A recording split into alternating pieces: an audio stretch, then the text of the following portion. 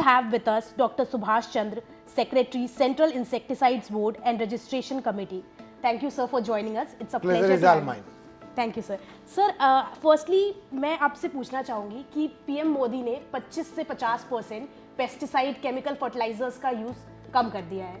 इससे हमें क्या फ्यूचर की ग्रोथ और क्या बायोलॉजिकल इंडस्ट्री में चेंजेस आएगा?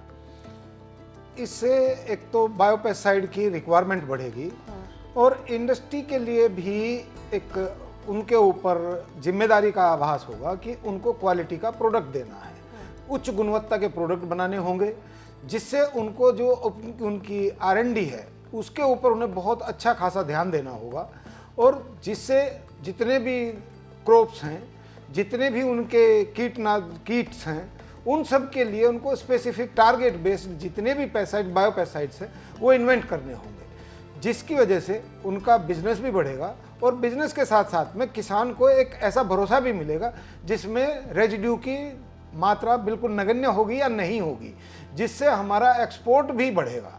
जो आजकल MRL से रिलेटेड इशू आ रहे हैं पूरी दुनिया में, जहाँ भी हमारा खाद्यान्न जाते हैं तो वहाँ कहीं यदा कदा इस तरह की समस्याएं देखने को मिलती हैं. यदि बायोलॉजिकल का प्रयोग बढ़ेगा तो उससे जितनी भी हमारी रेजिड्यू से रिलेटेड प्रॉब्लम्स है, MRL से रिलेटेड प्रॉब्लम्स है, वो सभी सॉल्व हो जाएगी.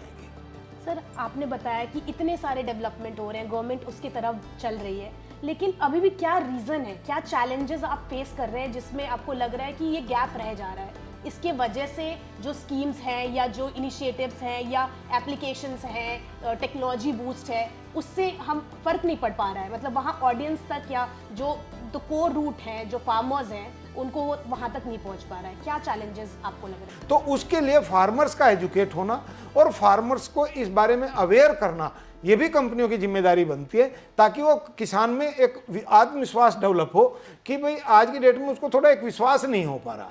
जो quality flight by night operators बहुत ज़्यादा हैं मार्केट में कि वो कुछ भी बना के बेच दे रहे हैं. यदि मान लीजिए मैंने एक बार बहुत ही निम्न गुणवत्ता का बायोपेस्टिसाइड इस्तेमाल कर लिया तो वो इफेक्टिव नहीं होता है, मेरा नुकसान हो जाता है, तो मैं अगली बार चाहे वो अच्छी क्वालिटी का भी है तो मैं उस पर विश्वास नहीं करता हूँ. तो इसमें जितनी भी अच्छी अच्छी कंपनियां हैं उनकी जिम्मेदारी और ज़्यादा बढ़ जाती है कि वो किसान को ये विश्वास दिलाएं कि नहीं, आप एक बार इस्तेमाल तो करके देखें और इससे निष्प्रभावी 100% इससे आपको फ़ायदा होगा ही होगा. जब किसान को ये फ़ायदा हो जाएगा, ये विश्वास हो जाएगा कि नहीं बायोपेस्टिसाइड काम करते हैं, तो डेफिनेटली वो एक नहीं 10 आदमियों को खुद माउथ एडवर्टाइजिंग भी करेगा जो इन कंपनियों के और इस बायोपेस्टिसाइड के लिए बेनिफिशियल होगा.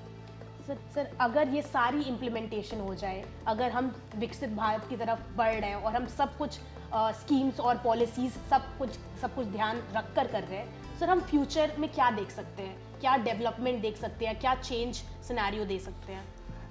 जो आज की डेट में, आज की तारीख में डाटा अवेलेबल है, एग्रीएबल लैंड में हम नंबर 2 हैं. तो जितनी एग्रीकल्चर के लायक खेती करने योग्य जमीन है वो दुनिया में दूसरे नंबर पर भारत है. लेकिन इसमें भी कोई दो राय नहीं है कि करीब करीब 17% के करीब पूरी दुनिया की जनसंख्या भारत में है. बट ये भी पक्की बात है कि हम दूसरे नंबर पर हैं तो हमारे पास में बहुत ज़्यादा ज़मीन है खेती करने योग्य. तो यदि हम उसमें अच्छी गुणवत्ता के बीज, अच्छी ज़मीन, अच्छे एग्रोकेमिकल, गुड क्वालिटी के एग्रोकेमिकल डालें तो इंडिया में जितनी एग्रीएबल लैंड है हम आधी दुनिया का पेट भर सकते हैं.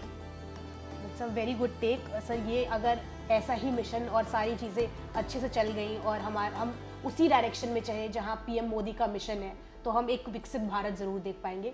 On that note, thank you so much. Thank you.